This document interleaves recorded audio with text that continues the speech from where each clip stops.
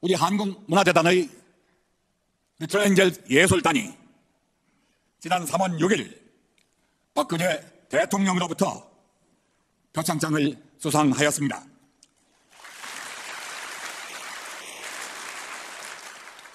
고맙습니다. 대통령 표창을 받은 것은 이번이 처음이 아닙니다. 이번이 4번째가 됩니다.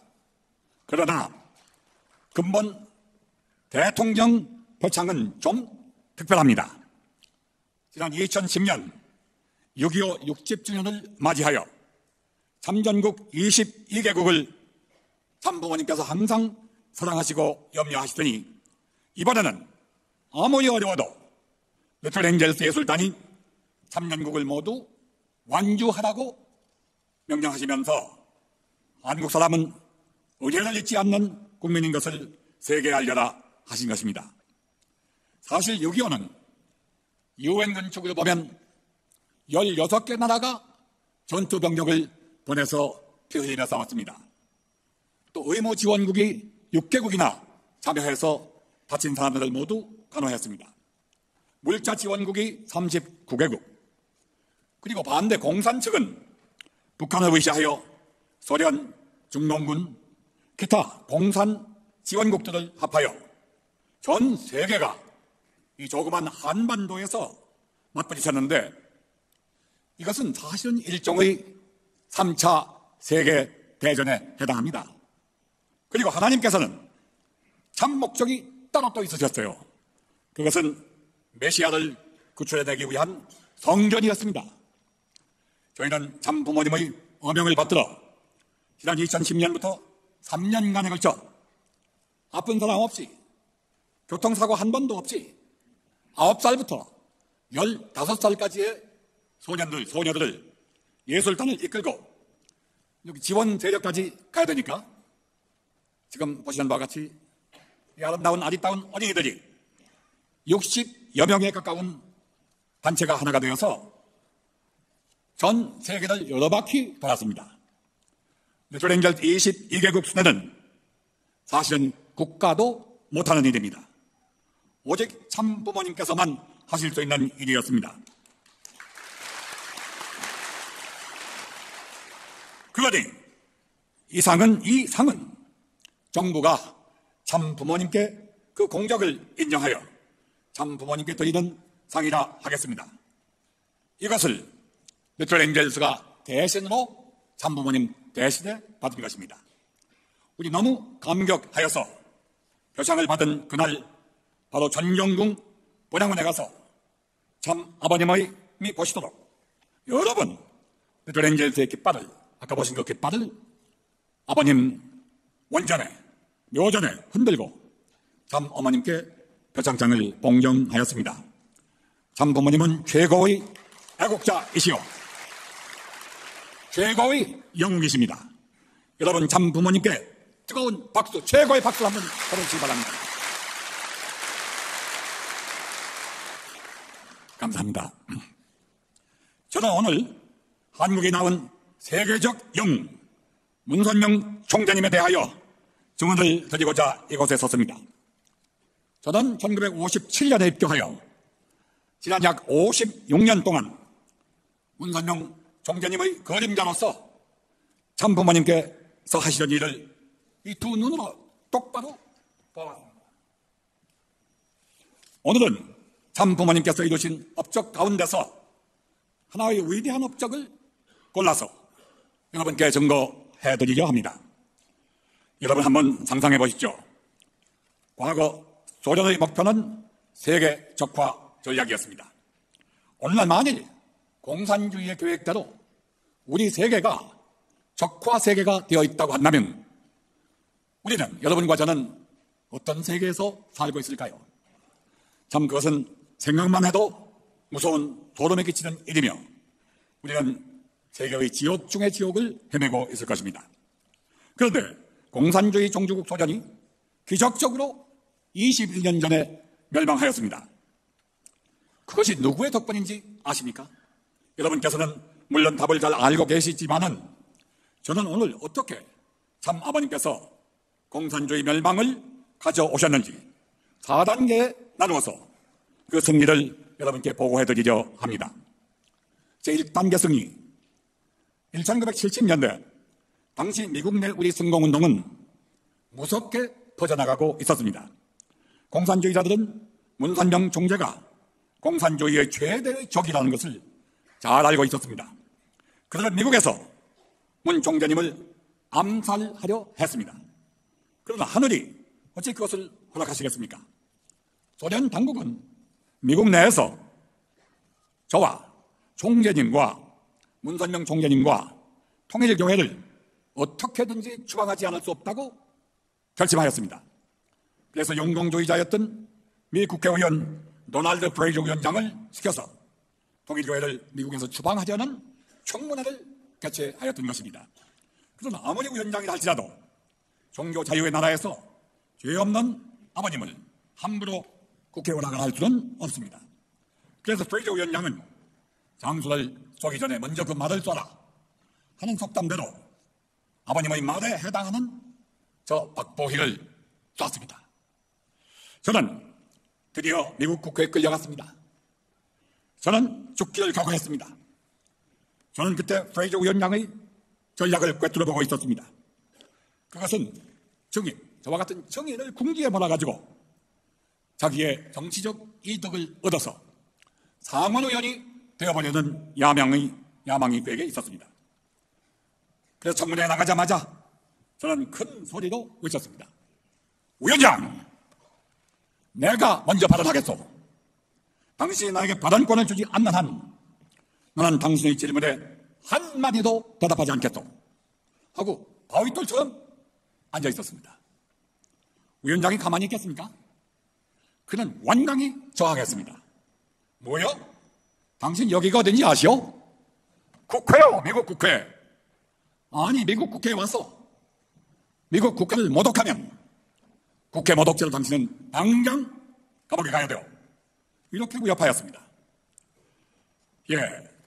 그러나 저는 눈 하나 깜짝 안 했습니다. 참 아버님께서 프레이저 위원장에게 절대로 수모를 당하셔서는 아니 된다. 나는 죽기를 각오했는데 감옥에 가는 것쯤이야. 그 무엇이 두렵겠느냐. 드디어 프레이저 위원장이 손을 들었습니다. 3회 증언 모두 제가 먼저 발언권을 따냈습니다. 이 1, 2, 3차의 증언을 통해서 저는 프레이저 위원장의 좌경 세력과 공산주의를 방조하였던 그의 매국적 빨갱이 행위를 낱낱이 증거하였습니다. 그것이 전 세계에 보도되었고 그가 상원의원에 출마하려는 미네소타주의 신문에 대서특필되었습니다. 이 청문회를 통해서 통일교회를 밀어내려 했던 프레이저의 전략이 반대로 이 청문회가 자신의 목을 매는 밧줄이 되고 말았습니다. 그는 선거에서 보기 좋게 낙선했습니다. 이것이 우리 참부모님께서 공산주의와의 접전에서 제1차 하신 승리입니다. 1차 승리를 하겠습니다. 제2단계 승리. 두 번째 전략은 레이건 대통령의 당선 전략이었습니다. 문선명 총재님은 말씀하셨습니다. 프레이저 위원장과의 싸움은 오로지 서전에 불과하다. 미국을 살리려면 다음 1981년 대선에서 이 카터 대통령이 재선되는 것을 필사적으로 막아야 한다. 카터 대통령은 한국에서 미군을 선거 공약, 미군 철수를 선거 공약으로 내걸고 대통령이 된 사람입니다. 그리고 그는 인권을 공격 무기로 썼습니다. 카터 대통령은 인권을 누가 유린합니까? 공산주의 국가들이 그 유린하는 것은 한마디도 못하면서 더듬바듬 반공국가를 살려던 반공국가에 대해서 인권 유린이라는 칼을 들이댄 것입니다. 그 첫째번 나라가 대한민국, 한국이었습니다. 문 총장님은 절규하셨습니다. 우리는 무슨 일이 있더라도 반공주의자 레이건, 그 사람을 당선시켜야만 한다. 아버님의 결의는 아주 비장하셨습니다. 당시 소련의 공산당 서기장은 레오니드 브레즈네프 이 사람이었습니다. 그는 다음 5년 동안에 세계 적화를 반드시 이루어내겠다고 호언장담하였습니다. 그럴만도 하니요. 이 지형을 좀 보십시오. 당시 소련의 세계 적화 전략은 착착 진행되고 있었습니다. 세계 각국의 3분의 2가 소련의 영향권 하에 있었습니다. 그러다가 1975년에 대단한 충격이 왔습니다. 미국에. 1975년 월남이 적화 통일된 것입니다. 세계 최대 강대국 미국이 월맹 베트콩과 싸우다가 베트콩한테 졌어요. 이게 말이 됩니까? 이것은 꼭 개미한테 황소가 물린 격이 되었습니다. 거기에다가 브레즈네프 서기장은 카터 대통령만 당선시켜라. 그렇게 되면 그의 임기 4년 동안에 내가 미국을 반드시 적화하겠다. 이렇게 큰 소리를 쳤습니다. 미국은 이렇게 파죽지세로 밀려오는 공산주의의 사상 공격에 그 전략에 미국을 지킬 자신을 잊어버렸습니다. 이때 문선명 총재님께서는 말씀하셨습니다. 공산주의와의 싸움은 God or no God, 하나님이 아니냐, 하나님이 계시느냐 안 계시느냐, 이것이 싸움의 본질이다. 어느 쪽이 진실이냐? 하나님이 아니 계신 것이 진실이라면 우리가 아무리 용을 써봐도 우리는 공산당한테 당한다. 그리고 문 총재님은 단상에 올라가시더니 두 손을 하늘에 드시고 이렇게 말씀하셨어요. 나는 하나님을 보았다. 나는 하나님과 대화했다. 공산주의는 새빨간 거짓말이다. 그런데 뭐 공산주의한테 세계를 내줘? 말도 안 돼. 하나님주의로 공산주의를 공격하라. 이것만이 공산주의를 이길 수 있는 유일한 길이다. 이렇게 공격명령을 내리신 것입니다. 그리고 하루는 문 총리님께서 저 박보희를 부르셨습니다. 보희, 너 당장 레이건 대통령 후보를 좀 만나고 오너라. 저는 당시 뉴욕에 있는 뉴스월드 신문사의 사장이었습니다. 저는 당장 오하이오주에 뛰어가서 유세 중인 레이건 대통령을 만나러 갔습니다. 떠나기 전에 문 총재님께 여쭤보았습니다. 아버님, 레이건을 만났을 때 저희가 뭐라고 말씀을 드려야 되겠습니까? 아버님의 말씀을 전해야 될 거 아니겠어요? 문 총재님의 대답은 명쾌하셨습니다. 하나님께서 당신을 40대 미국 대통령으로 결정하셨다 하고 선포해라. 사기 오르더라고요. 제가 그를 만나는 순간 악수를 하면서 제가 뭐라고 했는지 아세요? 대통령 각하 당선을 축하합니다. 그랬더니 레이건 후보 깜짝 놀라면서 난 아직 대통령이 아닙니다. 무슨 착각을 하셨군요. 제가 즉시 착각이 아닙니다. 아닙니다. 당신을 하나님께서 제40대 미국 대통령으로 결정하셨습니다. 문선명 총재께서 계시를 받으셨습니다. 이랬더니 뭐요?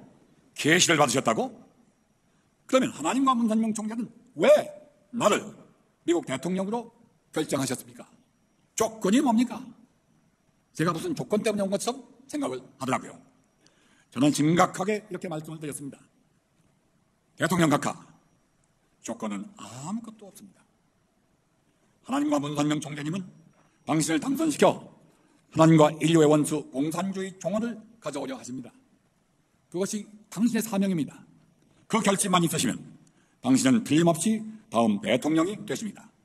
문선명 총재님은 천기를 읽으시는 분입니다. 이 한 분의 지원은 천운을 가져옵니다. 당신은 당신의 사명이 무엇인가? 그것만 생각하시고 선거운동을 하십시오. 이랬더니 그 순간 레이건 후보는 부담짝 저의 손을 다시 잡더니 아니 어떻게 문 총재께서 나를 그렇게 믿어주시는 것입니까? 나는 이제 대통령이 되어야 할 이유를 알았습니다. 이게 중요합니다. 자기는 대통령 출마하면서도 공산주의를 촉결하는 것이 자기 사명이라는 걸 몰랐어. 우리 아버님이 문 총재님이 가르쳐줬어. 당시의 사명은 공산주의를 촉결하는 것이다. 그랬더니 그가 그냥 사기가 올라가지고 문 총재님의 기도가 필요합니다. 부탁합니다. 이 순간 역사가 바뀌는 순간이었습니다. 박수 한번 부탁합니다. 그리고 영부인 낸시 여사도 희생 만면 제 손을 잡았습니다. 드디어 대통령 선거일이 닥쳤습니다. 선거일은 1981년 12월 4일. 그날 문선명 총재님께서는 또 저를 부르셨습니다. 부르시면 무섭거든요. 아버님 부르시면 무서워요. 꼭 벼락이 떨어지거든요. 이날도 뭐라고 그러시는가 하면 내일 신문에, 우리 뉴스워드 신문에 레이간 후보 파격적 승리나고 뉴스워드 신문에 예언을 내라, 이렇게 명령하시는 거예요. 저는 깜짝 놀랐습니다. 네? 아버님, 레이간의 파격적 승리나고요? 미국 안에 1700개의 일간지가 있는데 그 어느 하나도 레이간이 이긴다고 예언한 신문이 없습니다.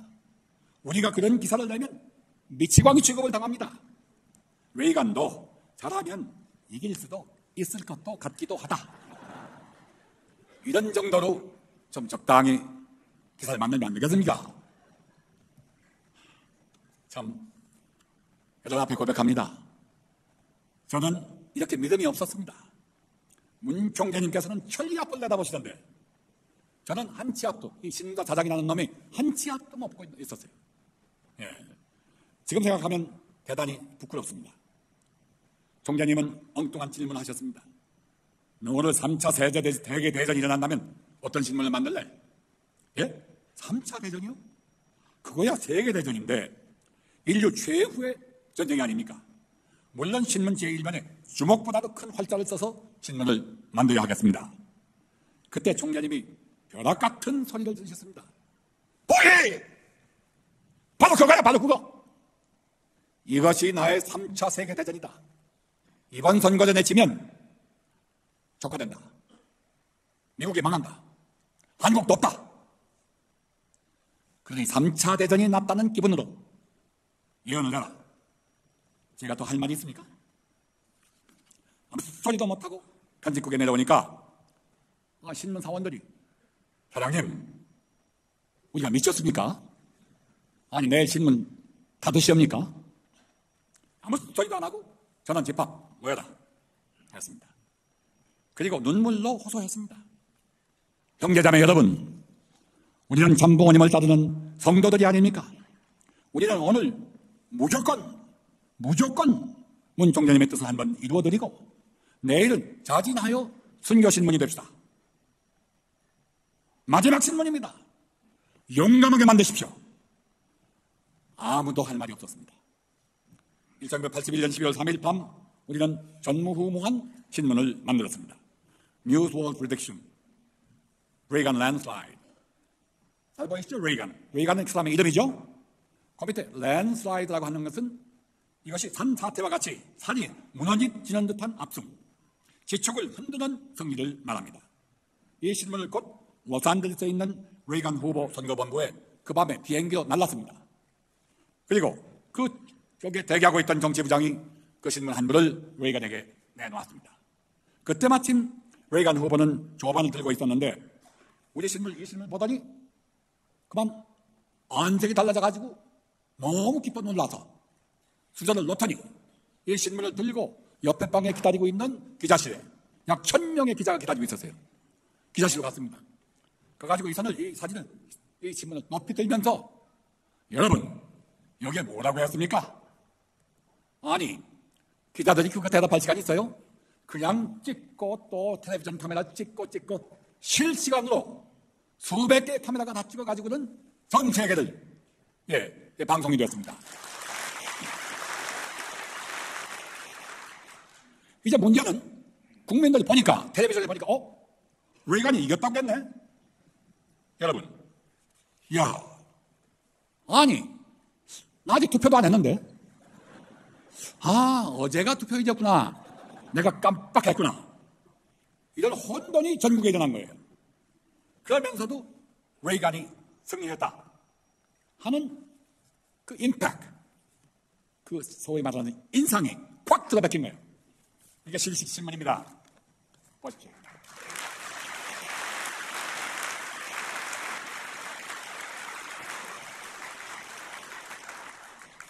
근데 문제는 요 위에 뉴스워드 프리딕션이라고 예언이란 말을 분명히 썼습니다. 썼는데 30년 전의 텔레비전, 흑백 텔레비전 가지고는 이 글씨가 안 보이는 거예요.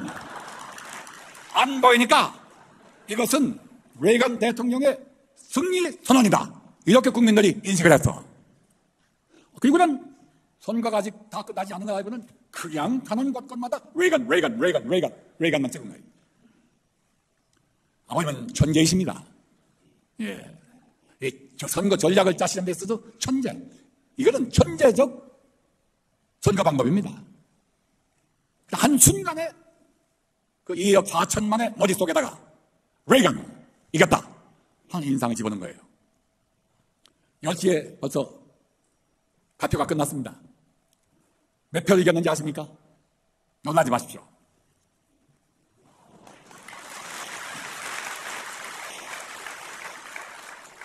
91표의 압승, 선거인단의 91표를 레이건이 획득했습니다. 참 놀라운 승리였습니다. 이 한 장의 신문이 역사를 바꿨습니다.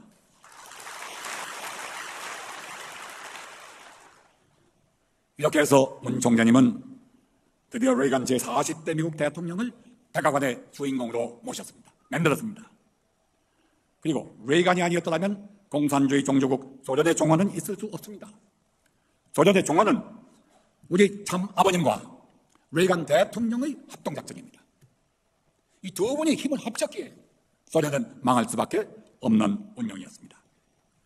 이게 2차 승리, 박수 한번 주시죠. 2차 승리.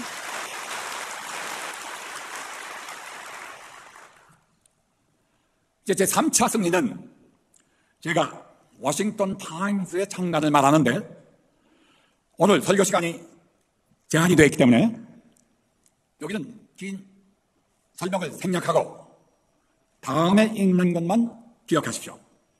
워싱턴 타임스는 미국이 죽느냐 사느냐 하는 언론 전쟁에서 필사항쟁으로 좌경 언론을 이겨냈습니다. 워싱턴 타임스 아니었다면 역시 소련의 해방은 어려웠을 것입니다.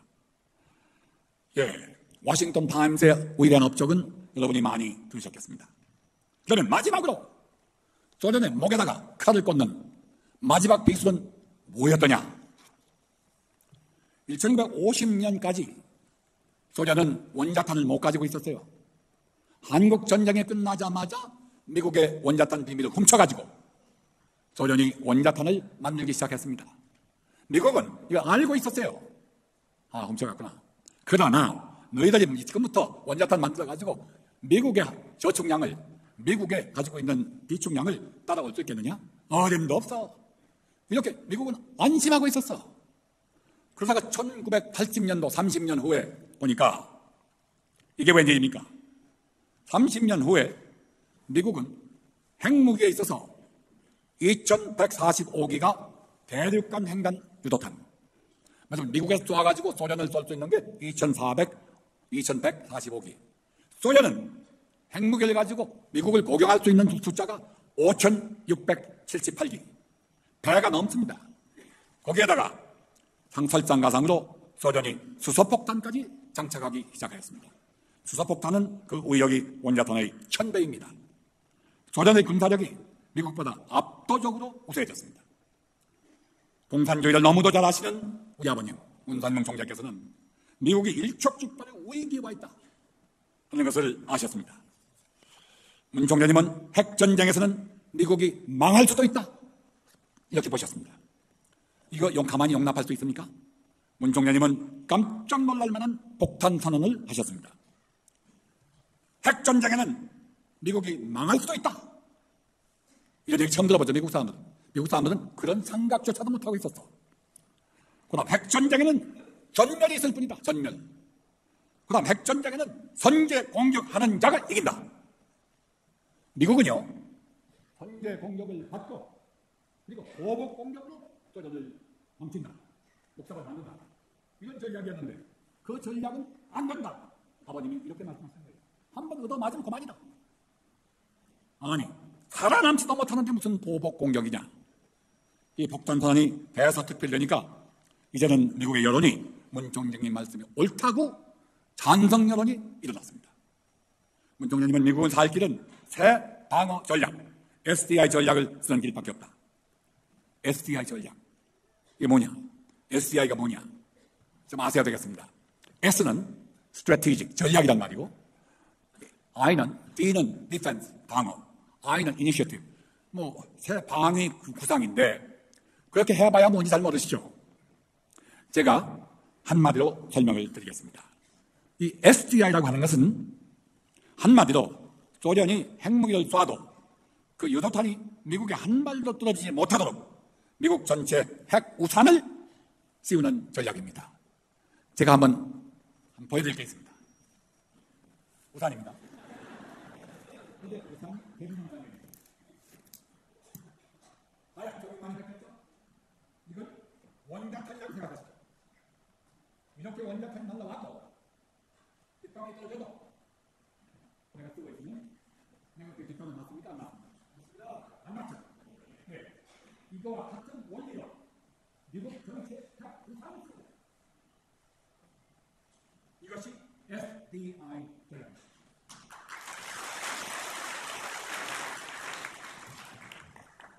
좀 구체적으로 말씀드리면 유도탄이 소련에서 미국으로 날아오는데 30분 걸립니다. 그동안에 미국은 우주에 이렇게 전자 기둥을 세우는 것입니다. 눈에 보이지 않는. 그래가지고 그 높은 전자 기둥을 세워가지고 원자탄이 미국에 맞으려면 반드시 그 전자망을 넘어가야 됩니다. 건달해야 됩니다. 검이 절마냥 건달해야 됩니다. 그래, 건달이기만 하면 어떤 일이 일어나느냐. 그 다음엔 유도탄에서 나오는, 인공위성에서 나오는 유도탄으로, 레이저 무기도 하나하나를, 원자탄 하나하나를 공중 격파, 공중에서 격파시키는 전략입니다. 미국은 과학적으로나 또 재정상에 있어서 이 전술이 가능했습니다. 그래서 이 SDI 전략을 해야만 미국이 산다고 아버님께서 절규하신 것입니다. 그랬더니 레이건 대통령이 여기에 감동이 돼가지고 드디어 1982년 3월 23일 SDI를 미국의 새 국방 전략으로 채택한다!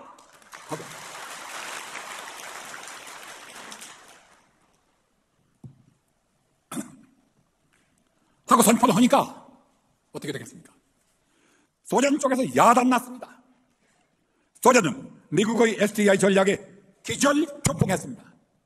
그러리라고는 미국이 거기까지 준비했으리라고는 상상을 못했어. 여기에는 소련도 속수무책이었어요. 속수무책. 어떻게 대항할 길이 없어. 여러분, 문선명 총재께서 워싱턴 타임즈를 통하여 미국 정부의 SDI 전략을 제안하신 것은 소련의 마지막 명맥을 끊는 최후의 일격이었습니다. 여기도 박수 한번 받으면 안 돼? 퇴임 직전에 레이건 대통령이 저를 불렀습니다. 백악관에 초청이 됐습니다. 그래서 하시는 말씀이 워싱턴 타임즈의 지원이 아니었더라면 SDI 전략은 불가능했다. 레버넌 문선명 총재는 천재이시다. 미국을 구하신 분이다. 미국을 구하셨다.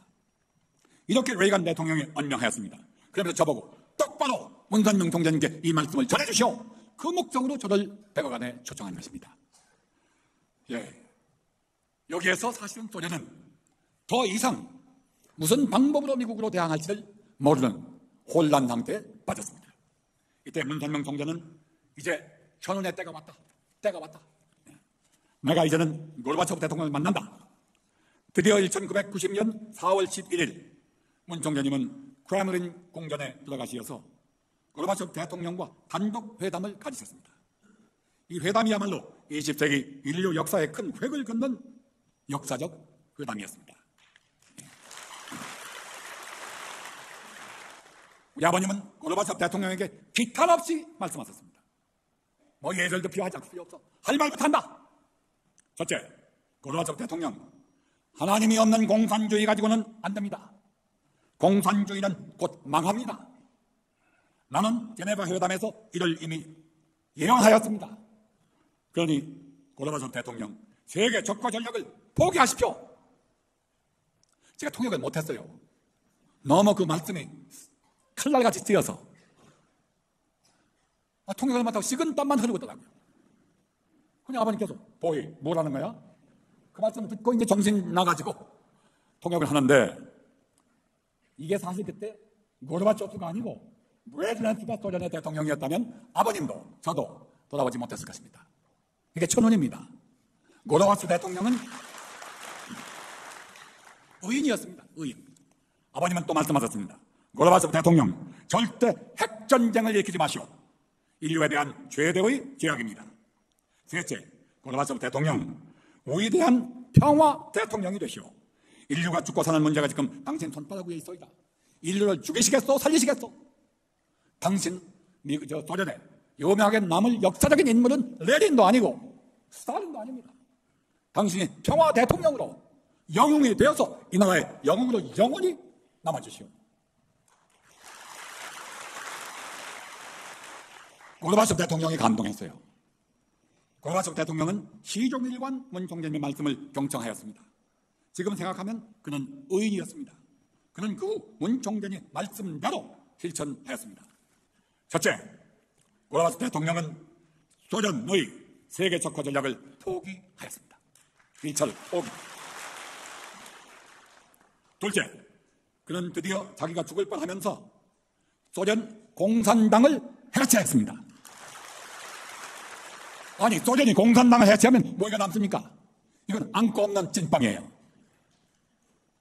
소련 남는 게 없어. 예. 그리고 셋째로 1991년 12월 25일 그는 드디어 소련 연방 자체를 해체하였습니다. 소련 연방의 40여 개국의 나라를 전부 주워 모아서 소련 제국을 만들었는데 이걸 고르바초프 대통령이 사임을 하고 물러감으로써 결국 연방이 해체가 되면서 민주화가 되기 시작한 것입니다. 피 한 방울 흘리지 않고 총 한 방 쏘지 않고 원자탄 한 발을 응용 못하고 저 거대한 소련 제국이 해방되었습니다. 이것이 하나님의 역사가 아니고 무엇이겠습니까? 소련의 해방자, 우리의 영웅 문선명 총재님께 뜨거운 박수 한번 보내주십시오.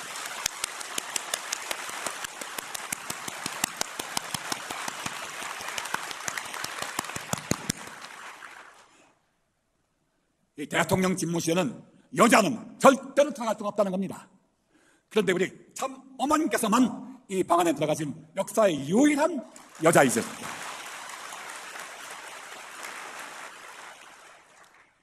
통쾌했습니다. 저는 고르바초프 대통령과 둘도 없는 친구가 됐습니다. 예, 이 사진 보실까요? 보이나요? 아니, 제국의 왕 대통령하고 이렇게 볼에다 볼을 대고 뽀뽀하는 경우가 있겠습니까? 참 불리한 사진입니다. 이렇게 가까워졌습니다. 이제 문 총재님은 눈을 북한으로 돌리셨습니다. 그리고 소련 붕괴 직전인 1991년 12월 6일 평양에 들어가시어 김일성 주석과 단독 회담을 가지셨습니다. 이 사진은 정말 기적적인 사진입니다. 이 사진을 누가 가능하다고 생각했겠습니까? 문 총재님은 김일성 주석과 형제저의를 맺으셨습니다. 그리고 남북정상회담의 기초를 쌓으셨습니다. 그런데 1994년 7월 8일 김일성 주석은 남북정상회담을 11회 앞두고 사망하였습니다. 아시죠? 문선명 총재님은 대단히 애도하시었습니다. 저보고 문 총재님 대신 네가 조문을 갔다 오너라 이렇게 명령을 하셨어요. 예, 갔다 오겠습니다 하고 대답하고 나서 저는 설명을 드렸습니다. 북한 방송에서 외부의 조문객은 일절을 받지 않겠다고 합니다. 제가 평양에 들어가기가 어려울 것 같습니다. 이렇게 말씀을 드렸더니 아버님은 크게 화를 내시면서 보기, 그게 무슨 소리야? 우리는 의형제가 아니냐? 우리는 가족이야. 내가 보내는 조문사들은 달라. 안 받을 리가 없어. 정말 안 받는다면 너는 압록강에 가서 헤엄쳐서라도 들어가. 죽으라는 말씀이죠. 저는 육군이지 해군이 아닙니다. 헤엄 잘 못 칩니다. 저는 예 하고 대답하고 우선 압록강으로 가기 전에 베이징에 가서 주창준 북한 대사를 만났습니다. 총재님의 뜻을 낱낱이 대사에게 전하였습니다. 그는 크게 감동하였습니다. 저는 이제 그런 말씀을 다 보고 드렸으니까 압록강으로 떠납니다. 그랬더니 예? 무슨 말씀이요? 아니 당신한테 우리 안 만난다니까. 우리는 헤엄쳐서 들어갈 작정입니다. 그랬더니 아유 박 총장님 회장님 하루만 기다려 주십시오. 제가 김정일 위원장님께 보고를 드리고 나서 제가 그 결과를 말씀 올리겠습니다. 하룻밤만 있어달라고. 그래 그 이튿 아침에 주창전 대사가 허벌떡하고 달려왔습니다. 제가 어젯밤에 김정일 위원장께 보고를 드렸습니다. 김정일 위원장께서는 남한에서 의리 있으신 분은 문 총재님 단 한 분뿐이시다. 내가 전용기를 보낼 테니 즉각 문 총재님 조문란을 전부 드리고 오너라. 이렇게.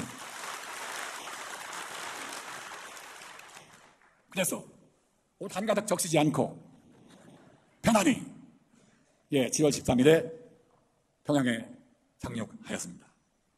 우리 조문란은 특별히 대접을 받았습니다. 그리고 이것이 조문 장면입니다. 문 총재님의 안부를 제일 먼저 물었습니다. 떠나기 전에 저는 또 한 번 김정일 위원장과 다시 한 번 단독 회담을 가졌습니다. 저는 대한민국에서 김정일 위원장을 제일 먼저 만난 사람이 되었습니다. 형제자매 여러분, 제가 서두에 오늘날 우리가 편히 이렇게 살 수 있는 게 누구의 덕분이냐 하고 질문을 던졌습니다. 대답은 이미 명명백백합니다. 메시아의 덕분입니다. 참 부모님의 덕분입니다. 문선명 총재님의 승리의 덕분입니다.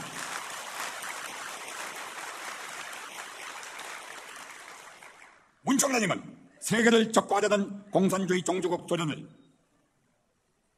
원자탄을 그들이 쓰기가 완전히 준비되기 직전에 얼마 시간이 남지 않았었어요. 그 직전에 소련을 멸망하신 영웅이 되셨습니다. 그리고 21세기의 세계 평화를 우리에게 주셨습니다. 지금 세계 각지에서 여러 가지 문제는 있습니다만은 옛날과 같은 큰 전쟁은 없습니다. 그래도 21세기는 평화의 세기인데 이것이 참 부모님의 덕분입니다. 참 부모님은 한마디로 참 부모님은 세계를 구원하셨습니다. 정말 이 어른이 평화의 왕이 아니고 누가 평화의 왕이 되실 수 있겠습니까? 우리에겐 메시아요, 참 부모이시요, 또 우리 평화의 대왕이십니다. 그리고 그 어른이 여러분과 저의 아버지십니다. 아버지십니다. 그리고 우리는 하나님과 참 부모님의 아들, 딸입니다. 그럼 참 부모님의 아들, 딸 된 왕녀가 되셔야 되겠죠? 여러분의 사명입니다. 사생결단, 권력투구, 참 부모의 아들, 딸 된 것을 세계 자랑하고 앞에 참 부모님의 효자, 효녀가 될 것을 맹세하는 평화의 사도가 되어주시기를 간절히 바라면서 시간이 너무 넘은 것 같아서 제가 좀 좁아심이 납니다만은 여러분 이렇게 잘 경청해 주시니 너무 감사합니다. 이만 마치겠습니다. 감사합니다.